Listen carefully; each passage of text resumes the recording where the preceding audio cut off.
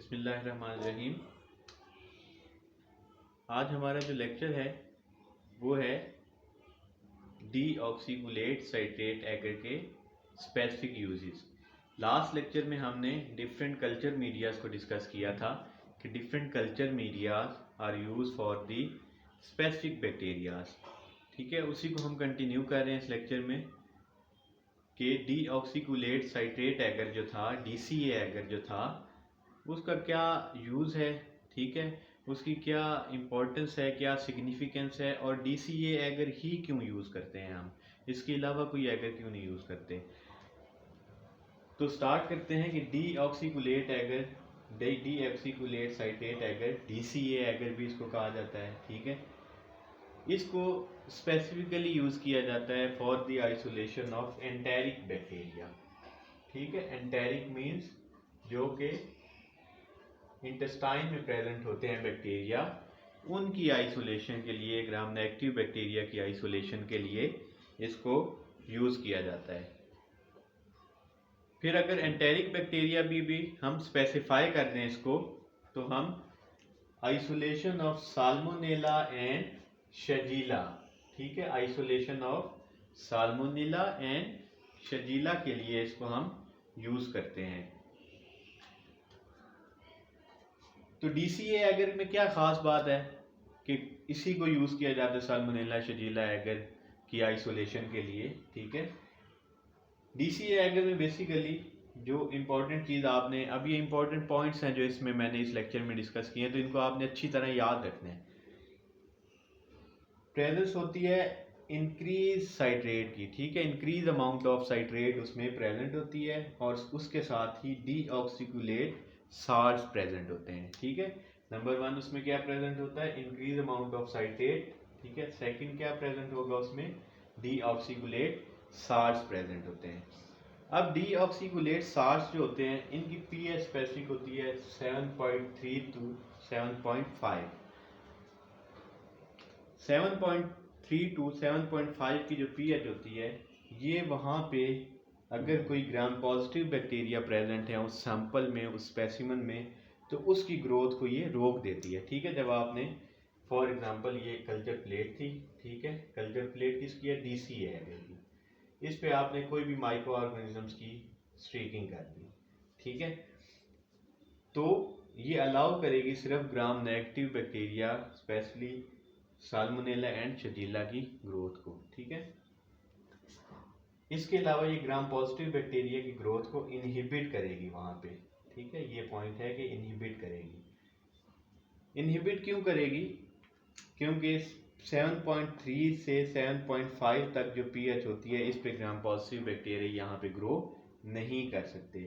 और सेकंड जो ये साइट्रेट है, इसका क्या फंक्शन है इसमें, कि साइट्रेट जो है ये वहाँ पे नॉर्मल फ्लोरा को जो है इंटेस्टाइन में वो ग्रो नहीं होने देती। ठीक है, तो हमने कहा कि इसकी कंपोजिशन में और भी चीज़ें, डिफरेंट और भी चीज़ें, लेकिन जो मेन चीज़ें हैं, ठीक है, उसमें ये साइट्रेट है, डीऑक्सीकुलेट साल्ट्स हैं, इनकी इंक्रीज अमाउंट जब प्रेजेंट होगी, ठीक है, उस एगर में, तो ये क्या करेगी, नंबर 1 क्या करेगी, inhibition of gram positive bacteria करेगी।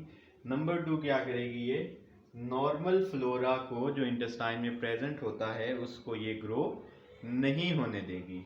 ठीक है, तो ये पॉइंट आपने अच्छी तरह याद रखना है। इसके अलावा यहाँ पे लैक्टोज भी प्रेजेंट होता है इसमें। ठीक, लैक्टोज क्यों प्रेजेंट होगा, हमने कहा कि ये एंटेरिक बैक्टीरिया की आइसोलेशन के लिए इसे यूज़ किया जाता है।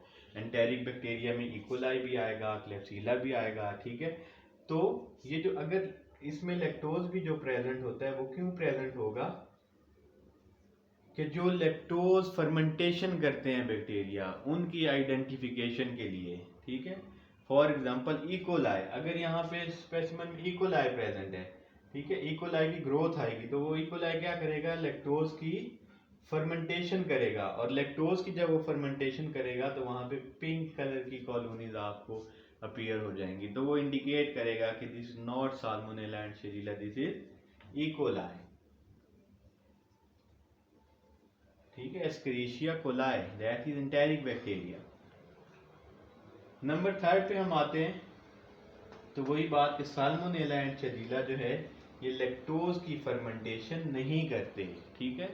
लैक्टोज की फर्मेंटेशन यहाँ पे अगर होगा बैक्टीरिया कौन सा, इकोलाई, तो वो करेगा और उसकी वजह से हमें कॉलोनी मॉर्फोलॉजी जो है वो इसकी पता चल जाएगी। नेक्स्ट पॉइंट जो है कि साल्मोनेला प्रोड्यूसेस हाइड्रोजन सल्फाइड, ठीक है। ये आपने इंपॉर्टेंट पॉइंट है, इसमें बहुत ये याद रखना है अच्छी तरह कि साल्मोनेला जो है वो हाइड्रोजन सल्फाइड प्रोड्यूस करेगा, जिसकी वजह से जब यहाँ पे कलरलेस कॉलोनीज प्रेजेंट होंगी, ठीक है। जब आप ग्रो करते हो किसी भी स्पेसिमन को, यहाँ पे डीसी है अगर पे, तो वहाँ पे अगर कलरलेस कॉलोनीज होंगी यानी उनका कोई कलर नहीं होगा लेकिन ब्लैक सेंटर्ड कॉलोनीज, ठीक है, उसके सेंटर में जो है वो ब्लैकिश कलर के डॉट्स प्रेजेंट होंगे, colourless colonies with black centres, ठीक है। तो ये किसकी इंडिकेशन होगी कि वहां पे साल्मोनेला स्पीशीज प्रेजेंट है।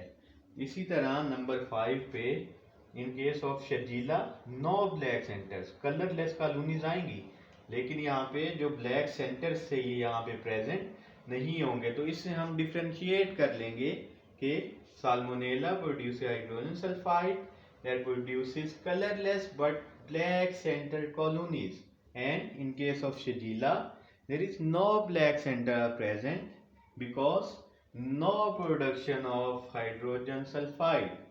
तो ये पॉइंट भी आपने अच्छी तरह याद रखना है। ये फिर मैं रिपीट करता हूँ कि साल्मोनेला और शिजीला को हम इस पे डीसीए एगर पे स्पेशली आइसोलेट करते हैं, ठीक है। और भी एंटेरिक बैक्टीरिया आते हैं जिसमें अगर इकोलाई आएगा लैक्टोज फर्मेंटेशन करेगा उस पर, ठीक है। तो साल्मोनेला क्या करेगा, वहाँ पे H2S प्रोडक्शन करेगा जो कि colourless colonies but black centred उनके डॉट्स प्रेजेंट होंगे। तो हम कहते हैं कि salmonella is present in this culture. And अगर शजीला प्रेजेंट होगा तो कलरलेस कॉलोनीज तो होंगी लेकिन उनका कोई वहाँ पे ब्लैक डॉट प्रेजेंट नहीं होगा, ठीक है। इस तरह अगर इकोलाई प्रेजेंट होगा तो वहाँ पे मैंने कहा कि लैक्टोज फर्मेंटेशन होगी और वहाँ पे जो है pinkish colonies, pink colour colonies आपको प्रेजेंट नजर आएंगी। और अगर वहाँ पे क्लेप्सिला निमोनी होगा, ठीक है, क्लेप्सिला निमोनी,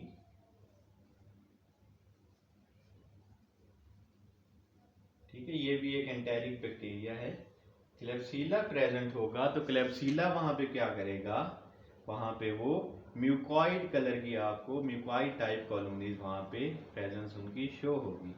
तो आपने ये डीऑक्सीकुलेट साइट्रेट एगर की जो कंपोजिशन के इंपॉर्टेंट कॉन्स्टिट्यूएंट्स हैं, ठीक है, उनका फंक्शन क्या होता है, उसमें साल्मोनेला को हम आइसोलेट कैसे करते हैं, शजीला को कैसे करते हैं, इकोलाई की क्या वहाँ पे जो है प्रेजेंस हो तो कैसी इंडिकेशन आती है और क्लेप्सिला की कैसी इंडिकेशन आती है।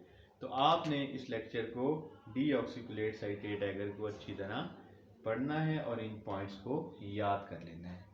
Thank you so much for watching.